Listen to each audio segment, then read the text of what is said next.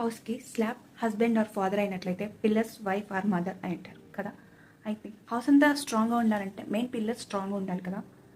నేనేం చెప్పాలనుకుంటున్నానంటే ఇప్పుడు ఇంట్లో ఎవరికి బాగోకపోయినా ఇట్లా ఉమెన్ చూసుకుంటారు, కానీ ఉమెన్కి బాగోకపోతే కనీసం ఎలా ఉంది, తగ్గిందా ఏంటి అని అడిగేది కూడా చాలామందికి ఉండకపోవచ్చు.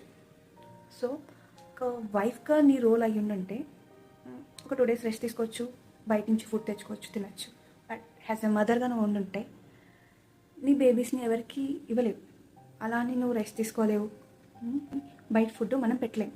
సో నువ్వు ఫిట్ ఉండాలి, హెల్దీగా ఉండాలి కదా. నిన్ను నువ్వే చూసుకోవాలి, అన్ని ఫ్యామిలీని నువ్వే చూసుకోవాలి. అంటే నువ్వెంత ఫిట్గా ఉండాలి, ఫిట్గా ఉండాలి, హెల్దీగా ఉండాలి, హ్యాపీగా ఉండాలి. అప్పుడు ఇంట్లో కలిసి వస్తుంది అండ్ నువ్వు బాగుంటావు, నీ బేబీస్ని మంచిగా చూసుకుంటావు అండ్ నీ హస్బెండ్ని మంచిగా చూసుకుంటావు. అండ్ చాలామంది పెద్దవాళ్ళు చెప్తూ ఉంటారు కదా, ఇంట్లో ఆడవాళ్ళు హ్యాపీగా ఉంటేనే ఆ హస్బెండ్కి కలిసి వస్తుంది అని. ఒక అమ్మాయి హ్యాపీగా ఉండాలంటే చుట్టూ చాలా ఫ్యాక్టర్స్ ఉంటాయి, బట్ అవన్నీ సెకండరీ. నేనేం చెప్పాలనుకుంటున్నానంటే నిన్ను నువ్వు చూసుకో, నువ్వు ఫిట్గా ఉండు, నీ ఫ్యామిలీని మంచిగా చూసుకో. ఏమంటారు? నిజమే కదా, కామెంట్ చేయి.